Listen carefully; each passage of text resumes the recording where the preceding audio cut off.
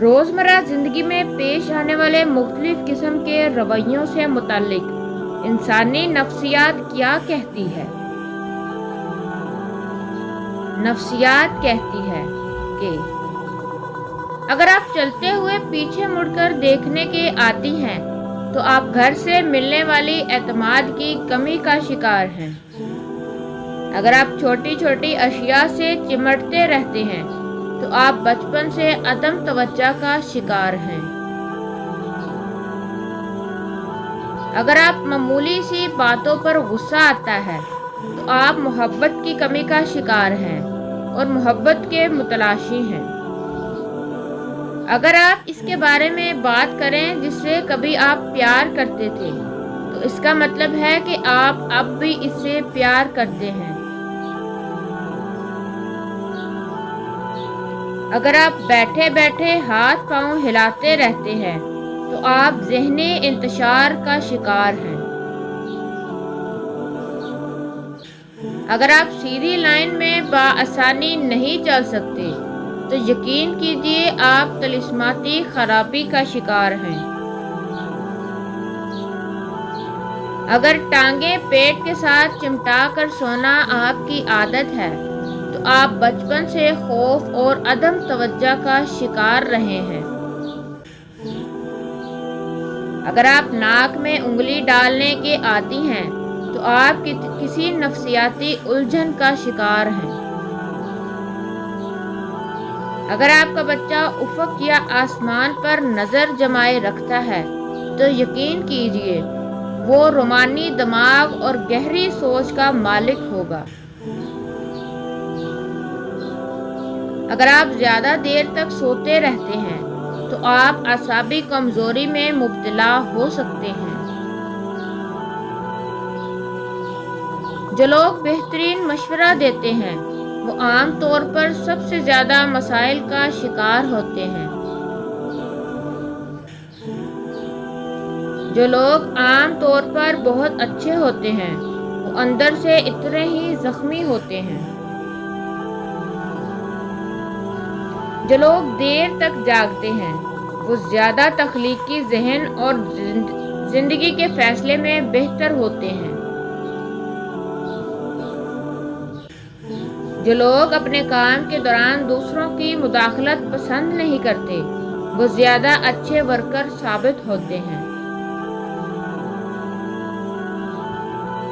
جو لوگ بہت جلدی آپ کے ساتھ دوستی کرنے میں کامیاب ہو جاتے ہیں وہ اکثر آپ کو دھوکہ دیتے ہیں۔ جو شخص آپ کو خوش رکھنے کی کوشش کرتا ہے وہ اکثر تنہا رہ جاتا ہے۔ جو بچے جلدی بولنا شروع کر دیتے ہیں ان کی یادداشت بہت محفوظ ہوتی ہے، مضبوط ہوتی ہے۔ جب آپ مسکراتے ہیں تو آپ کی توانائی کئی گنا زیادہ بڑھ جاتی ہے۔ جب کوئی آپ کا نام پکارے اور آپ فوراً جواب دیں یا سن لیں تو یہ صحت مند دماغ کی علامت ہے۔ جب آپ کسی سے ہاتھ ملاتے ہیں اگر وہ شخص آپ کا ہاتھ فوراً نہیں چھوڑتا تو سمجھ لیجیے کہ آپ ایک بہت پر اعتماد شخص سے مل رہے ہیں۔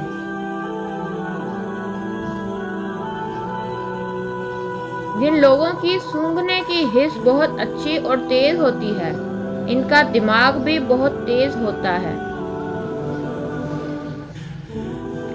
آپ کا ذہن ویسا ہی کام کرتا ہے جیسا کہ آرڈر وصول ہوتا ہے۔ آپ کا سفر بہت ہلکا اور آسان ہو جائے گا اگر آپ اپنے ماضی کو اپنے ساتھ نہیں رکھیں گے۔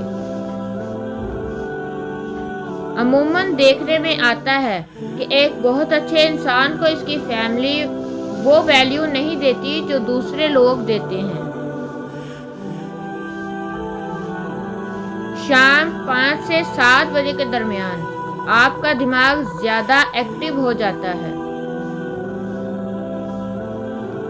سفر دماغی صحت کو بڑھاتا ہے، دل کے دورے اور ڈپریشن کے خطرے کو بھی کم کرتا ہے۔ مختصر ایک یا دو لفظوں میں جواب دینے والے لوگ عموماً زیادہ ذہین ہوتے ہیں۔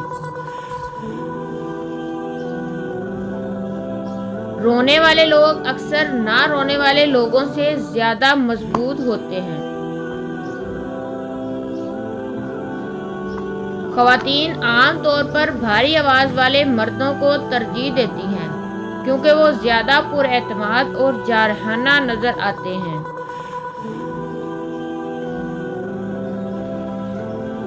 تجربہ کار لوگوں کی تجاویز کو ضرور سنیں کیونکہ وہ اپنی ناکامی کی وجوہات بھی جانتے ہیں۔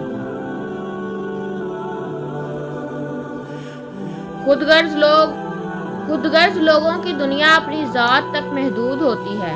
آپ ان کے لیے کچھ بھی کر لیں، اگلے دن انہیں یاد تک نہیں رہتا۔ رات کو نیند نہ آنے کا مطلب ہے کہ آپ کسی کے خواب میں جاگ رہے ہیں۔ بعض اوقات حسد آپ کے دماغ کا طریقہ ہوتا ہے جو آپ کو دکھاتا ہے آپ کسی کی کتنی پرواہ کرتے ہیں۔ کبھی بھی کسی کے ساتھ زیادہ پیار یا دیکھ بھال کا اظہار نہ کریں کیونکہ یہ انسانی رجحان ہے کہ وہ ہمیشہ مفت کی چیز کو کم سمجھتا ہے۔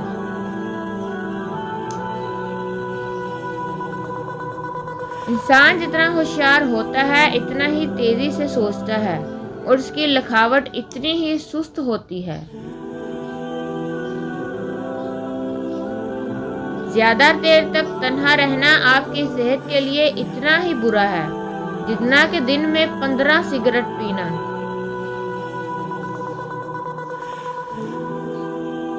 بہت سے نوجوان جو 9 سے 8 گھنٹے سے کم سوتے ہیں وہ چڑچڑے پن یہاں تک کہ ڈپریشن کا شکار ہوتے ہیں۔ اکثر بھول جانا دراصل اعلیٰ ذہانت کی علامت ہے۔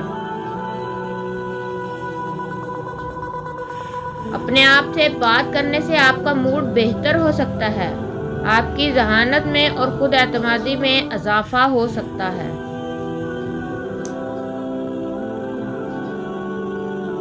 جب آپ کا کوئی جاننے والا آپ کو نیند میں نظر آتا ہے تو اس کا مطلب ہے کہ آپ اس شخص نے سونے سے پہلے آپ کے بارے میں سوچا ہوگا۔ جب آپ کو کسی ایسے شخص کی طرف نظر انداز کیا جائے کہ جس کی توجہ آپ کے لیے سب سے زیادہ اہمیت رکھتی ہے تو آپ کے دماغ میں رد عمل جسمانی درد کی طرح ہوتا ہے۔ جذباتی لوگوں میں دوسروں کے مقابلے میں زیادہ طاقت ہوتی ہے کیونکہ وہ ہر چیز کو جذبات سے جوڑتے ہیں۔